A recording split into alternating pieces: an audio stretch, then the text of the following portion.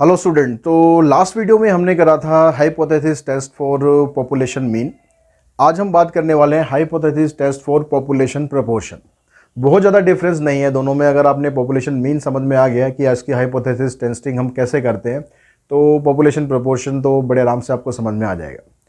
ठीक है, बस थोड़ा थोड़ा फार्मूले में एक आध कहीं कहीं डिफरेंस है, बाकी सब कुछ चीज़ें वही हैं। जेड की वैल्यू आपको वैसे ही यूज़ करनी पड़ेगी, इसलिए मैंने यहाँ पर ऑलरेडी पहले से लिख दिया। अब जो हाइपोथेसिस होता है, जैसे आप उसमें देखते हैं कि जो पॉपुलेशन मीन का हमने निकाला था, तो हाइपोथेसिस होता है उसमें यहाँ पर म्यू होता है। बस यहाँ पर पॉपुलेशन प्रोपोर्शन है तो उसको पी से डिनोट कर दिया, इतना ही डिफरेंस है। बाकी सब कुछ वही है। P greater than equals to P zero, p less than p zero, और अगर लेस देन है यहाँ पर ग्रेटर है तो इसका मतलब वन टेल टेस्ट होगा। ये लोअर टेल होता है, ये अपर टेल होता है, तो उसको दोनों को अलग अलग हमें लिखने की जरूरत नहीं है, बस वन टेल टेस्ट होता है, ये आपको पता होना चाहिए। टू टेल टेस्ट में ये आपके पास ये वाली कंडीशन होती है, इक्वल्स टू जीरो और not equals to P zero और not equals to P zero. ठीक है, बस म्यू को हमने क्या करा है, पी से रिप्लेस कर दिया, इतना सही डिफरेंस है बस। उसके बाद यहाँ पर टेस्ट स्टैटिस्टिक्स निकालते हैं तो उसके लिए z का फार्मूला होता है। z का फार्मूला भी यहाँ पर तीनों के लिए सेम है, लेकिन यहाँ फार्मूले में थोड़ा सा डिफरेंस है। ऊपर तो वही है, पॉपुलेशन मीन की जगह यहाँ पर सैंपल प्रोपोर्शन है, सैंपल मीन की जगह पर सैंपल प्रोपोर्शन है। यहाँ पर x बार होता था, उसमें यहाँ पर p बार है। ठीक है, माइनस म्यू नोट की जगह p नोट है। यहाँ पर थोड़ा सा डिफरेंस है, वहाँ पर हम करते थे standard deviation divided by n divided by square root of n। यहाँ पर p naught one minus p naught divided by n का स्क्वायर रूट। बस इस फार्मूले में डिफरेंस है। आपको टेस्ट स्टैटिस्टिक्स यहाँ भी ये निकालना है, यहाँ भी ये निकालना है, इसी फार्मूले से निकालना है। टेस्ट स्टैटिस्टिक निकाल लिया, उसके बाद पी वैल्यू अप्रोच है। पी वैल्यू अप्रोच सेम यहाँ पर वर्क करेगी। अगर पी वैल्यू की जो भी आएगी वो लेस देन इक्वल्स टू, अगर अल्फा है, अल्फा मतलब लेवल ऑफ सिग्निफिकेंस, अगर उससे कम आएगी तो आपका जो नल हाइपोथेसिस है वो रिजेक्ट हो जाएगा, अदरवाइज एक्सेप्ट हो जाएगा। और अगर क्रिटिकल वैल्यू अप्रोच देखेंगे तो उसमें भी बिल्कुल सेम तरीके से चलेंगे। z is less than equals to minus Z alpha आ गया तो रिजेक्ट हो जाएगा। अपर टेल टेस्ट में z greater than equals to greater than और इक्वल्स टू जेड अल्फा आ गया तो रिजेक्ट हो जाएगा। और इस केस में z less than equals to minus Z alpha by two, और यहाँ पर z greater than equals to Z alpha by two. तो ये सब ऑलरेडी हम पिछले दो वीडियोज़ में डिस्कस कर चुके हैं। बस यहाँ पर जो डिफरेंस था आपको, एक तो म्यू की जगह p यहाँ पर यूज़ हो रहा है, दूसरा z की वैल्यू निकालने का जो फार्मूला है वो थोड़ा सा डिफरेंट है। बस बाकी सब चीज़ें वही की वही हैं, वैसे ही आपको टेस्टिंग करनी है। रिजेक्ट होगा नल हाइपोथेसिस या फिर एक्सेप्ट होगा। क्वेश्चन कर लेते हैं इसकी। एक्सरसाइज के दो क्वेश्चन हमारे रह रहे हैं, क्वेश्चन नंबर 6 और 7 एक्सरसाइज 10.3 के। वो क्वेश्चन करेंगे, उससे आपको समझ में आ जाएगा कि भाई ये टेस्टिंग किस तरह से करनी है आपको। तो क्वेश्चन नंबर 6 में आपको यहाँ पर दिया हुआ है h नॉट इक्वल्स टू, यानी null hypothesis p equals to 0.20। अब यहाँ इक्वल्स टू और नॉट इक्वल्स टू दिया है तो डैट मीन्स ये टू टेल टेस्ट की बात कर रहे हैं। ठीक है, यहाँ पर आपको ये वैल्यू दे रखी है 0.20 और नॉट इक्वल्स टू भी वही रहेगा 0.20। तो ये आपको क्वेश्चन के अंदर दिया हुआ है। बाकी जो चीज़ें और भी दी हुई हैं, पहले हम बाकी सब को रब कर देते हैं। ठीक है, ये हमें क्वेश्चन में दिया हुआ है डेट का फार्मूला। चलो कोई बात नहीं, दोबारा लिख लेंगे, रब कर दिया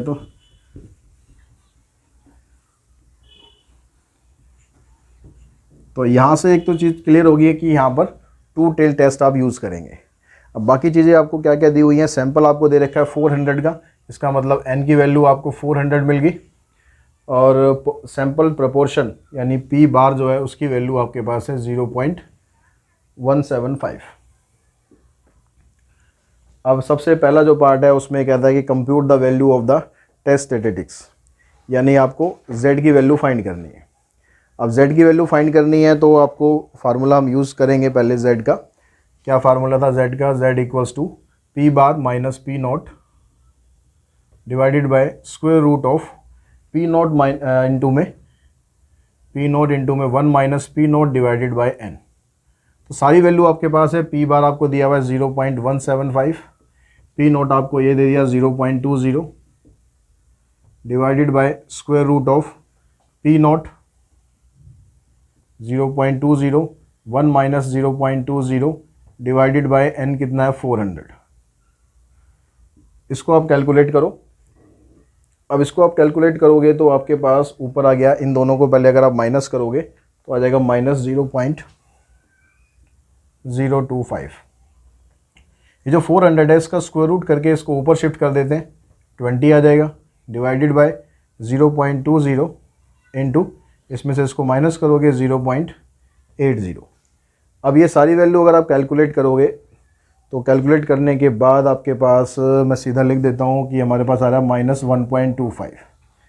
थोड़ा सा यहाँ पर स्क्वायर रूट भी है, यानी इन दोनों को मल्टीप्लाई करके पहले इसका स्क्वायर रूट फाइंड करना है, जो भी इसका स्क्वायर रूट आएगा उससे इन दोनों के मल्टीप्लिकेशन को डिवाइड करना है। थोड़ी कैलकुलेशंस करनी पड़ेंगी, ठीक है, वो आपको थोड़ा सा कैलकुलेशन अपनी तेज़ रखना ताकि आप इसको ईजिली कम टाइम के अंदर ज़्यादा काम कर पाओ। अब यहाँ पर जो z की वैल्यू है, p वैल्यू निकालने के लिए हम z की वैल्यू देखते हैं कि z की वैल्यू लेस देन है या ग्रेटर देन है।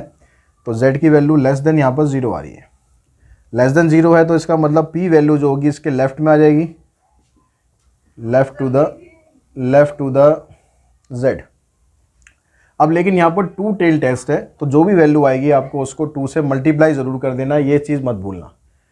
तो यहाँ से आप लेफ्ट ऑफ देखोगे तो 0.1056 वैल्यू आ रही है इसकी, यानी इस वैल्यू पर टेबल में देखोगे तो -1.25। लास्ट वीडियो में बताया था आपको जो टेबल देखनी है वो लास्ट में आपको दे रखी है, माइनस वाली टेबल है क्योंकि z की वैल्यू माइनस में है। तो आपको माइनस वाली टेबल ML अग्रवाल में पेज नंबर 548 पे दे रखी है -1.25। तो -1 यहाँ पर है -1.2 और इसमें 5 के सामने आप देखोगे तो आपके पास वैल्यू आ रही है कितनी, 0.1056। तो वो वैल्यू आप यहाँ पर रखोगे 0.1056 और इसको कर देंगे हम 2 से मल्टीप्लाई। तो 2 से आप मल्टीप्लाई करोगे इसको तो आपके पास वैल्यू आ जाएगी 0.2112 पी वैल्यू निकल गई।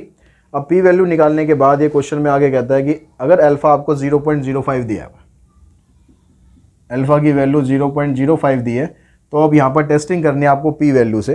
तो उसमें हम देखते हैं कि पी वैल्यू हमारी अल्फ़ा से बड़ी आ रही है या नहीं आ रही है। अगर छोटी आ रही है तो नल हाइपोथेसिस रिजेक्ट हो जाएगा, लेकिन आप पी वैल्यू देख रहे हो 0.2 है, यहाँ पर 0.0 है, दैट मीन्स पी वैल्यू हमारी बड़ी आ रही है। तो इसका मतलब नल हाइपोथेसिस रिजेक्ट नहीं होगा, ठीक है। यहाँ तक पी वैल्यू अप्रोच से करा हमने। उसके बाद फोर्थ पार्ट में कहता है what is the rejection rule using critical value.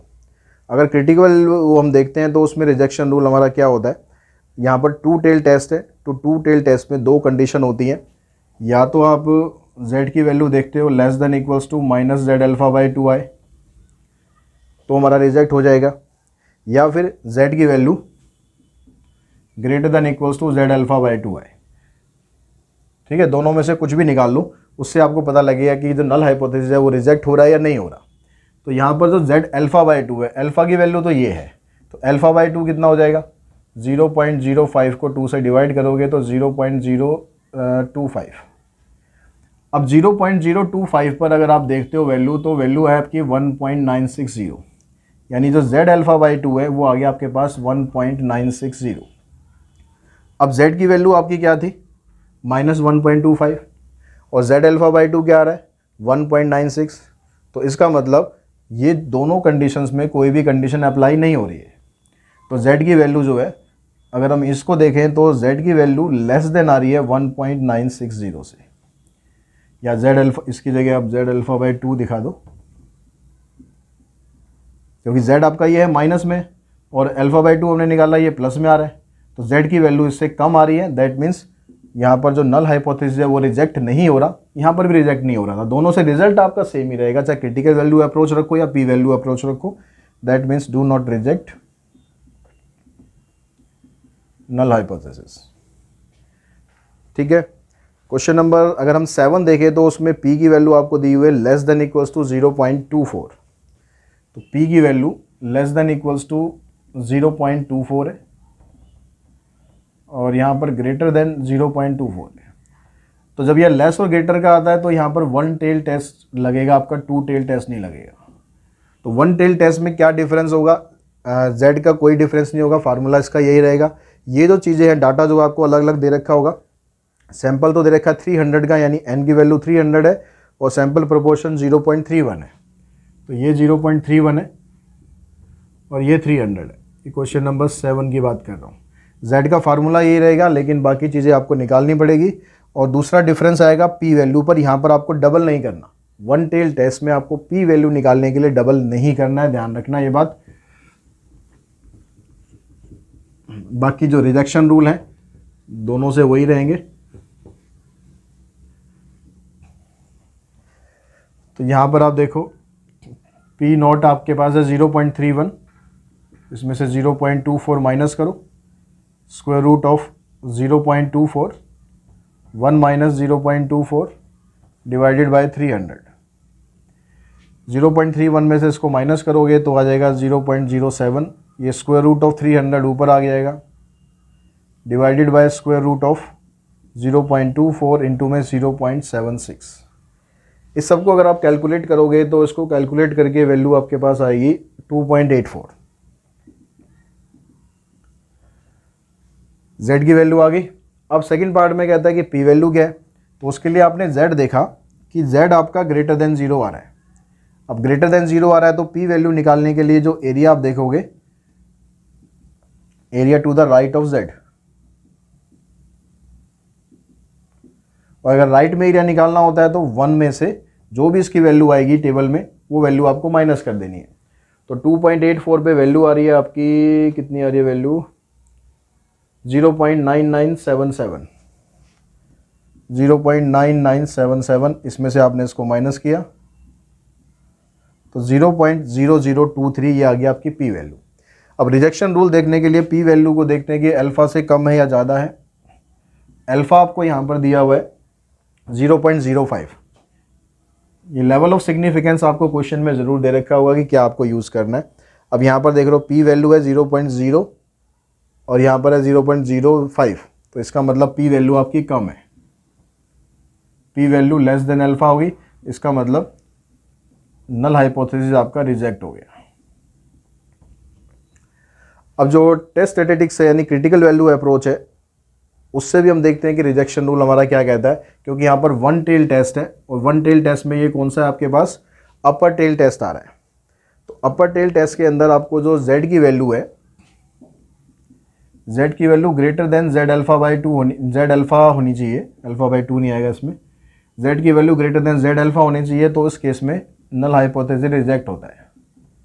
अब चेक करो कि आपकी वैल्यू क्या आ रही है। z अल्फ़ा आपका कितना आ रहा है, अल्फ़ा आपका दिया हुआ है 0.05, 0.05 पर वैल्यू आपकी 1.645, z की वैल्यू 2.84 है, ये 1.645 है, दैट मीन्स z आपका z अल्फ़ा से बड़ा आ रहा है, इसका मतलब नल हाइपोथेसिस यहाँ पर रिजेक्ट हो रहा है। तो इस तरह से इस एक्सरसाइज के दोनों क्वेश्चन हम कर सकते हैं, question number 6 and question number 7। I hope आपको सैम्पल प्रोपोर्शन, सैम्पल मीन की जो टेस्टिंग है, और सॉरी पॉपुलेशन प्रोपोर्शन और पॉपुलेशन मीन की जो टेस्टिंग है, हाइपोथेसिस टेस्टिंग कैसे हमें करनी है, अच्छी तरह से क्लियर होगी। हर एक क्वेश्चन आप इसका आप इजीली कर पाओगे। फिर भी कोई डाउट होता है, कोई भी प्रॉब्लम लगती है तो आप कमेंट बॉक्स में कमेंट कर सकते हैं। कोशिश करूँगा कि आपके हर एक कमेंट का मैं आपको आंसर दे सकूँ। तो आज की इस वीडियो में इतना ही। Thanks to all of you.